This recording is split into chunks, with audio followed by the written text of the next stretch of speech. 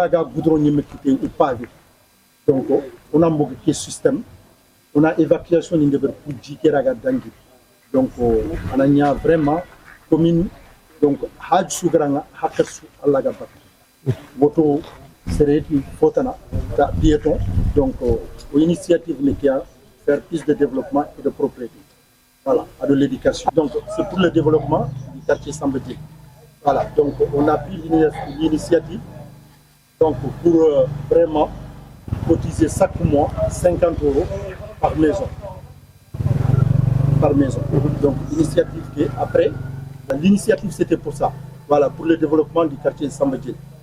Ce qu'on a réalisé, c'est la propriété en premier lieu. Donc nettoyage tous les dimanches, les jeunes du quartier, ils font le nettoyage tous les dimanches.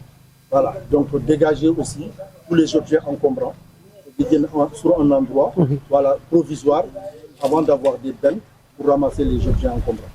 Voilà, donc c'est ça. Vous avez également procédé au reboisement? Au reboisement aussi, pour les arbres, dans tous les coins de Sambédil, jusqu'à l'accès principal. L'emballage aussi, voilà, de 3 km même de remballage. On a fait ça aussi, 50 € par maison. Voilà.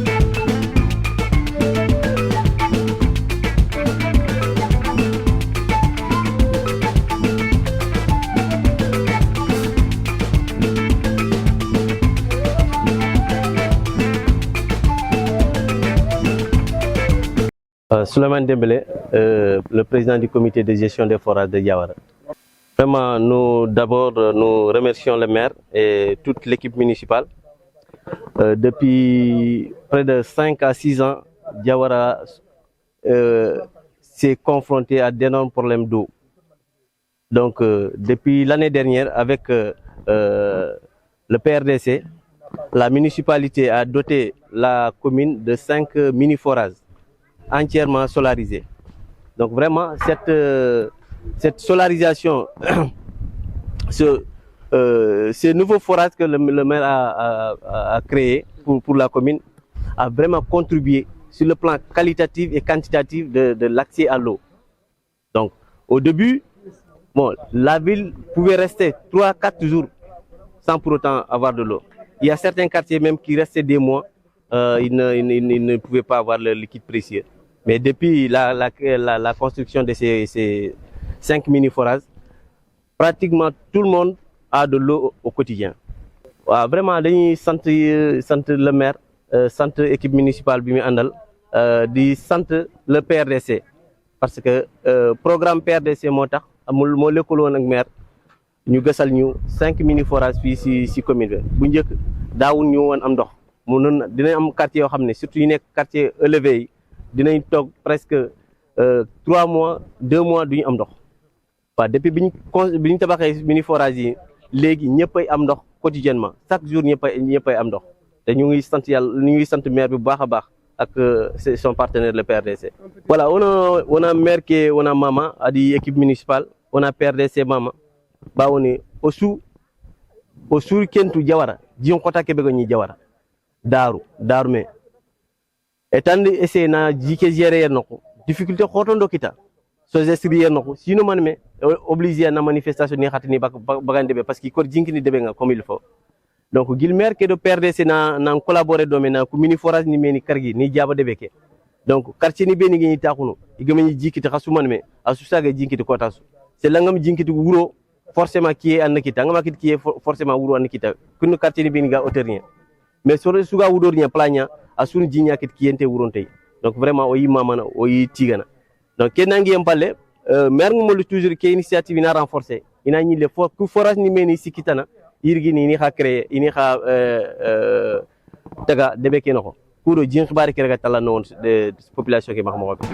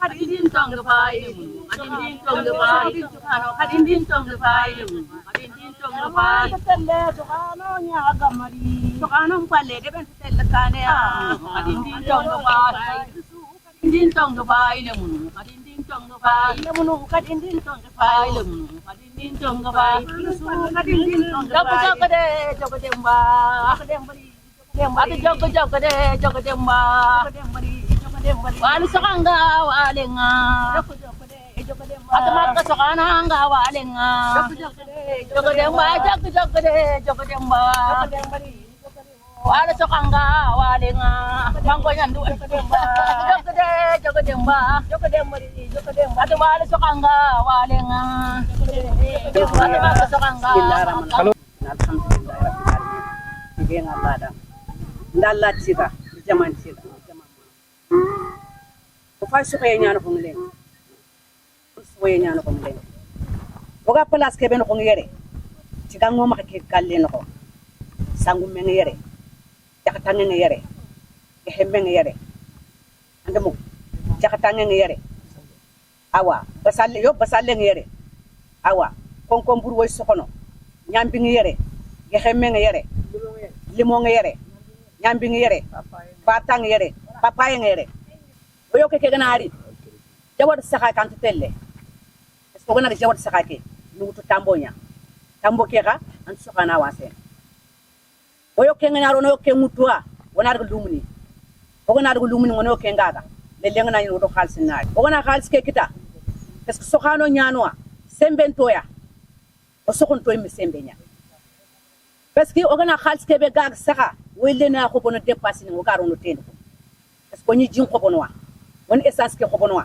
won engrais ko bono wa won sokodi ni ko bono wa won soxanon tugane go posku jabana wono khalis ke nyane kenya lendu ja ko nyanwa wono ko mutu kenya wono fofo deberne kenya lay fon ko alhamdulillah tige ngalla da wol fokat kamu o gar kebe kat kamu sasa wol fo xeyna debarno ka woro senyani kel jagli safa gar tuna ko tongolnya e ngo fagal jopa jopande begani khada ga khad woti so khana lant sokono cinganta maka allant telle khada ga khad forasini ku fay forasini ko antini garnya lerenya angana ko par jinnasibi dinto maka foras bane ke jimet kenga dinto maka sokodi nin to maka lallun to maka ke tampi ngo kamma ogana kita kille gad ku lallu beni debari imi xenu kiñe jing way mu li ni kiñi jinga wala fi ngana jinga tuna ma dimu soka kitana ina bas xore njabo dango teni ku bas ka suraga rosandini jigante manke no maka tangam ko sokoye jinyana maka inganta maka lan sokono nake pose jaba hari ko nyangana ke jaba wuro ngana sokan xenkane saka ya haru kemi khadam remme jinganta ku makku lan telle o ku teni mpay falle gel fike nan joppe haro ko mra koron chokondo no intla lunga way murun kille maka kille na forasi ngani kini jinga in kenu bane tengana dangi kille na jillalun to god jillali tinka to god bas tinkanta ka bas tinka aragant jabana o ku doy kullay ke fino na jaba andi mu dango begi maka ano de majinya jinto maka atongol nya kha o korji hay me wadaga tiwo kebe kum jike mari tiketi bane kenti fakka suna kawa way mun fanka no de maji ana bas khorente godanga bas dinka teke sura ga rosene asudi sogon kitana kenga na dangi sokodi ndi manganari way mun lano de ma sokodi way de mun lano de ma angarenga wadaga awasen katel kane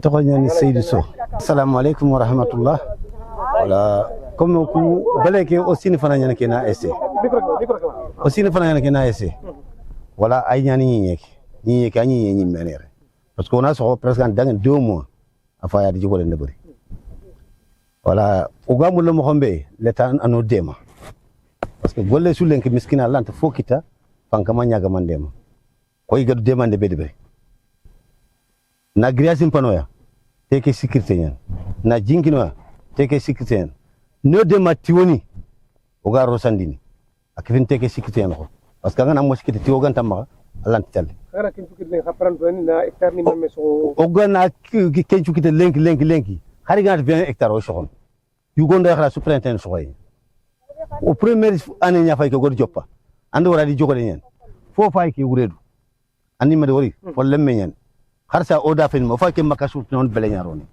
wala har jina trindi jike xarande kitene ti woni gantom monsieur le maire adi devoir jude bari adi devoir adi entourage idi soano ido jappale ido raga siri mais maintenant on mo le tan xana monsieur le maire raga oda parce que haji ken maire haji ken letanya parce que on sigindi ya nanti fo be gananya an ci godo fankan naka mais fanka gar fofo kiti fankan adi jofando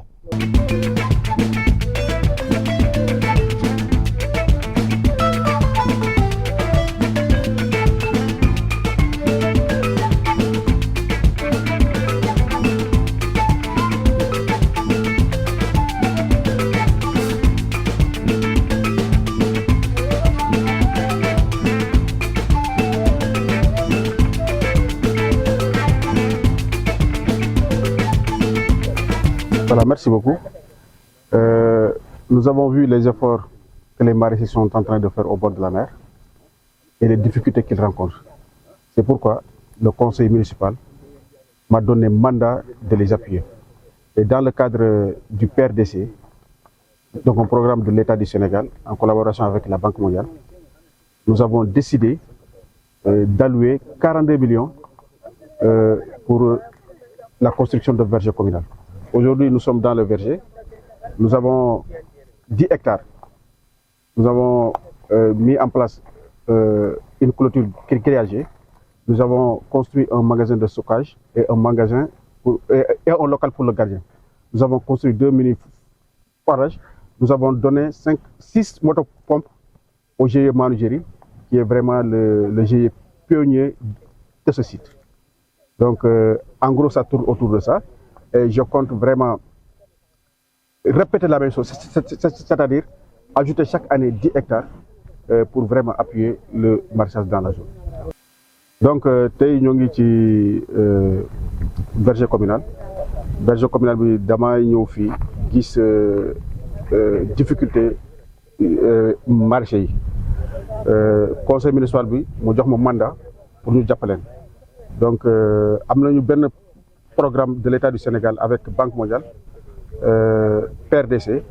Voilà, donc nous avons un mandat pour me faire 42 millions qui ben verger communal. De faire une clôture grillagée, de faire un magasin de stockage, un local pour le gardien, de faire une mini forage, de faire 5 motopompes pour maraîcher.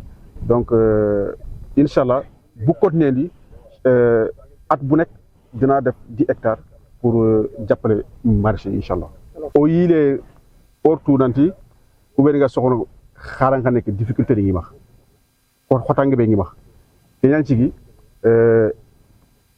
o fono ko gat ndal le PRDC jamana ke ado banque mondiale and kem programme reti na wuti Saint-Louis ma département kebe ogano ko donc conseil municipal de m'autoriser nanti na 42 millions wutu kem programme na soxana ku dema donc 42 millions ke ngari grillage ke bari ad mini forage de fil de bari ad magasin de stockage de bari ad local de bari pour gardien ad moto pompe ni tumikini maraîcher donc on a la ñaganata golle ke joppe mo ko be agana kotne ko si les sougay inchallah mo do conseil municipal ke mo décider o gari 10 hectares wutu o ga capé inchallah pour que maraîchage ke na kat développer donc ngoma kebe o gatala xob Dakar donc on a saga sukiti ya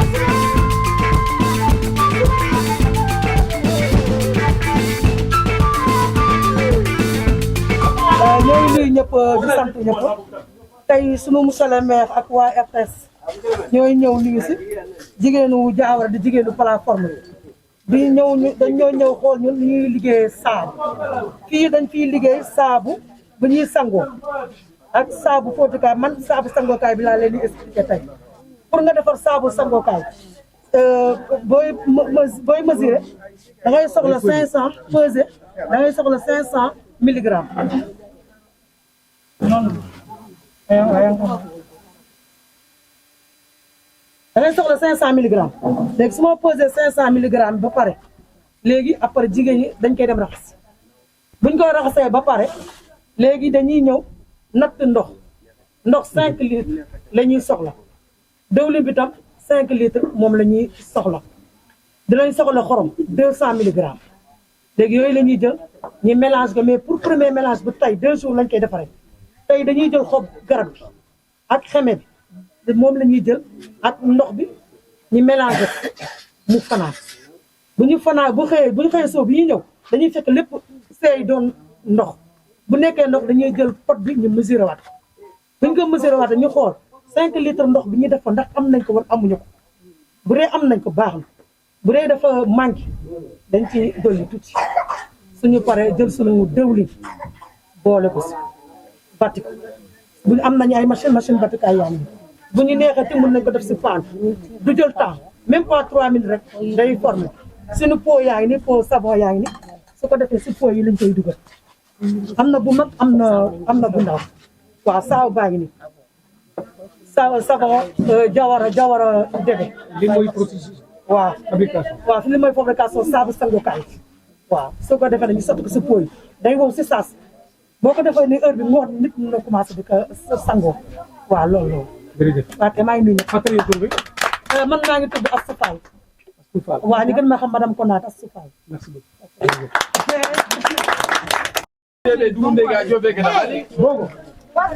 bongo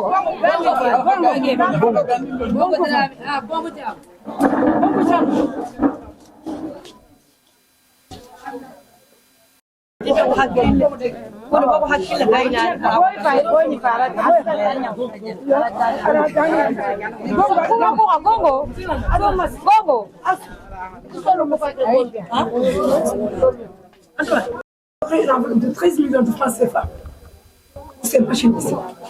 Nous utilisons les feuilles naturelles. Les feuilles naturelles.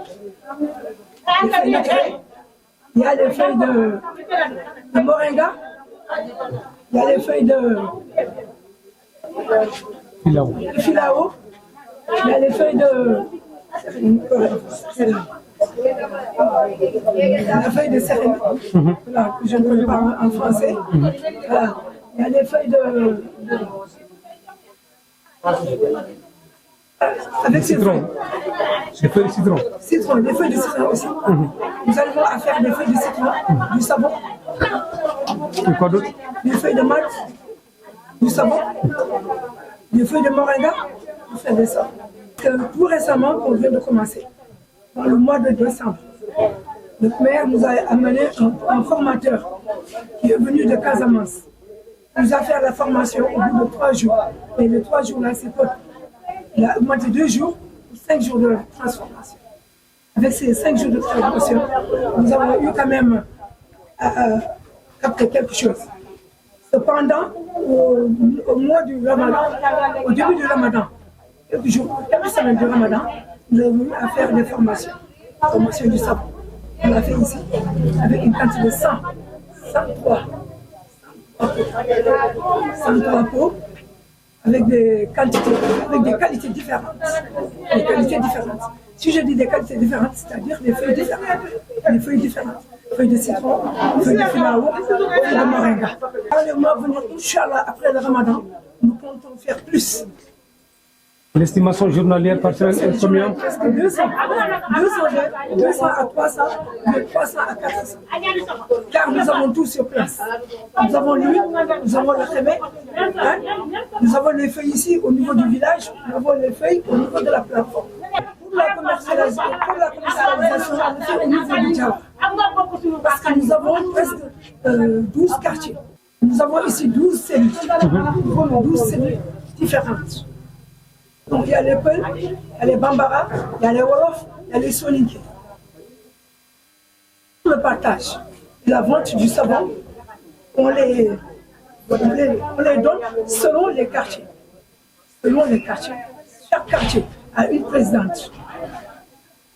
Nous allons compter les savons, les nadars, l'eau de javel, on donne ça à la présidente de la cellule ou bien du quartier. Nous comptons tout. On compte tout le nombre. Après avoir fait le total, après les totaux, on donne à chaque présidente ses savons, ses madars et ses eaux de javel. Nous allons donner les revenus à la trésorière.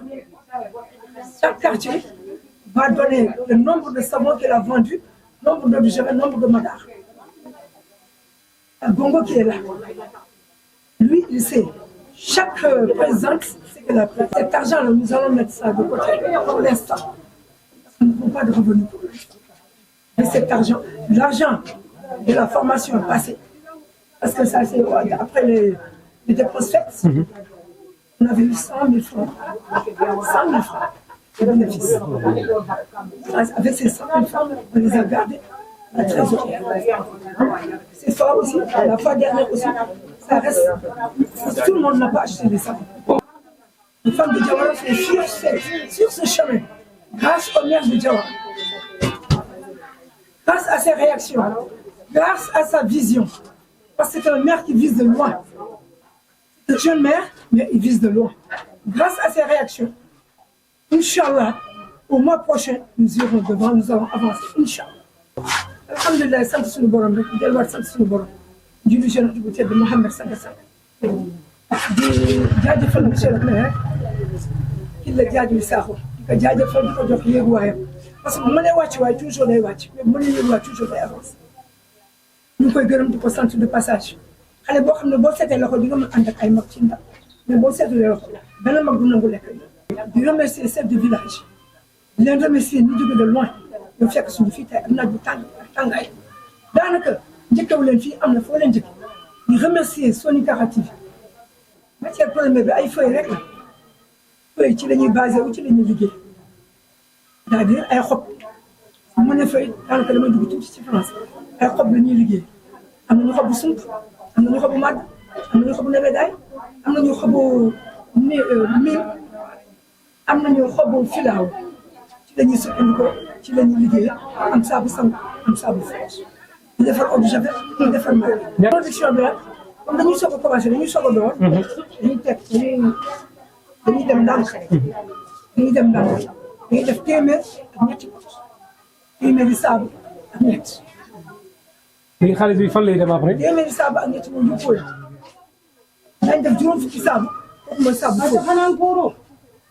eau de javel bi tam dañ def ba téeméer. Mada bi tam dañ def ba téeméer la ñuy liggéey revenu bi bu ñu ko jëlee xam nga liggéeyu jigéen dafa doy waar groupe bu ci nekk dañuy sos présidente boo xam ne moo leen di jiite seen njiit bi moom mooy ñëw compter li ñu ko jox produit ñu ko jox nombre de produit ñu calculer avec Bongo Sylla bu defee calcul bi mu xam ñaata moom bi kii tey jii kii mooy présidente bu Samba jël yóbbu na tey ñeenti junni wala juróomi junni bu ñëwee juróomi junni yooyu du versé par ñeenti téeméer par ñaar téeméer juróomi junni yëpp la indi en même temps keneen indi juróom-benn junni keneen bu fekkee juróom-ñaari junni muy noonu ñu jox ko trésorier comme léegi dañuy def suñu kayit xam nga loolu sax am nga ko sax am ñu jaar ci banque yi wut ay kayit dem déposé xaalis boo am dugg ci. alhamdulilah rabbil alamin daal laa ci doon maam salla fare sallallahu alayhi wa sallam ay say laxasu pour ñu laxasu maam abeni gadi no xulaate RTS xagadi amano jawar laate ñaan 800 km de Dakar amano na Soninka TV mama na chef religieux ni mama na dogu mu mama na modi ni mama na kaw ni dingira ni na monsieur le maire na to afal na mama maire be gani amu to afalle ke maire ti ona ma soko ko kitilo no njoga o yimu mude ongiri onan ci debbu onan golni s'il y a pas de ce métier gol burente har ma dem me yaxale am ma daga du xob ma daga du xoba ma daga du gaga nga gonya nga ñeme futte e ñandi xara to nan golnya ku do xa soro ku beni gi wala falle ko xana ñom koy mu koy ta ko Sen TV oitaron TFM oitaron 2S oitaron RTS o so on al jamanu iga tele kan be o ga dabali ne o fe dabal mara fe dabali fila won chafu no dabali te keno ma khayra galle ken ni me ko ni mo ga no ma khayra galle ken ko tela mo ron tela ko te xene ke xono mo fonkara ke ne be dal ja no ma khayra galle ken ko ga mu on sele no ko ba en chafu no na su dabali ne la fon خايس نقول نيفرسال كانت تريزوريال وكنا دوغتا كنا كالكول دبل كنا بينيفيس نتو سورونيا ني غاغونيا يا خمنيا ني ني جاخنا ني كيني ني ولا غيرايري ني متوني يا بوتي غيرايري ني متوني كنا تا كنا مساله na fay ko le ko parce que golle ko fi na jop merci beaucoup ko mo lona daga kané khas o mer de jaba ko mo lona daga nokutana kuma le xago wala dans les réseaux sociaux khas o mer de jaba donc xay xam mama xana mama ka ci ma xawal yeen ñep ñu ngi leen jaajëfal waxtam ñu nekk fi dëgg ñu sax wala fi nekk dëgg ñu leen di jaajëfal di leen jox seen yéeg waay di leen ñaanal jàmm dala jàmm yàgg Sonikara TV desul ginnaaw yéen fa ngeen jëm yal na ngeen fa fekk jàmm yéen yàlla aar ci yoon bi ir leen ci yoon bi làq leen fa làq leen merci beaucoup merci saljinga ko na wako ji hat jawr ya xaduna makso wona ngini wona ci wona len da ka ko ni dem angu tati no kori godan ko tambi ko do tambi ani me xare nga gila nga siki ya nga golnya o le kan na e wele marketing ani me na ko tanti anna golnya tan na len da ka na dem ni jagil do dem fofo dambe to e to ar fofo no moda ko xabe ga na ci ge ngala ra ko dina xar bité ko ginni ando bindi ke xado ginni baano ada ona adam debeki aget ma ko so ko ken sere be ci kandani ki betu giran na lan ngel da xawu betu giran na ngi fay amman ta hatti gilan na da bat sero giran na ngul kelo fa kana da mal fa bonon am tar fo xalo kuda e sabne fay o gana ke sabu ko tin sabu de debe o ko bono debe ni so ngol na ko sabu ngol ner ko gana ko o mu len da xaw am ko tatere ko e boutique agi ma ko pekeno naw tabal na ko na ke ngata wakin nari na ko ko na wakin nite aga na jagan tama anga tar boutique matel boutique madar ke be gena agi ma ko amma ke nanda boutique naw tum ko peke na futi dabate naw madar ke be gena ke mo ko baal o kuno meri mama ro gati ga jagil sawo alla na jombo dawo le mine an alla na khoro no dan tangu tuna alo fini be ga tuna alla la ki min dara jamma o wara di min ko mi jektir dum Allah tare we dañi sabun ya balaba sabun de balaba so de bala sabun ala ndia ala mada dor tabu sakalam wutu tati ko bula e joro mi jetti Allah nyambe jetti ko sabun de ngari ko alhamdulillah mi loto nya sa ala a pewni ga anawi galle mo ina suuduma ma yitu hen bubbira itta hen zawdira sa dañi mburu ma yoppu ma rendir fof dani ko liggey dum do ko liggey biɗen jiɗi biɗen jetti hen Allah biɗen jiɗi ko liggey biɗen belti hen hano fewi wona seeɗa minen rewɓe kay wallahi miɗen belti surtout ma min noon mbiɗen belti hen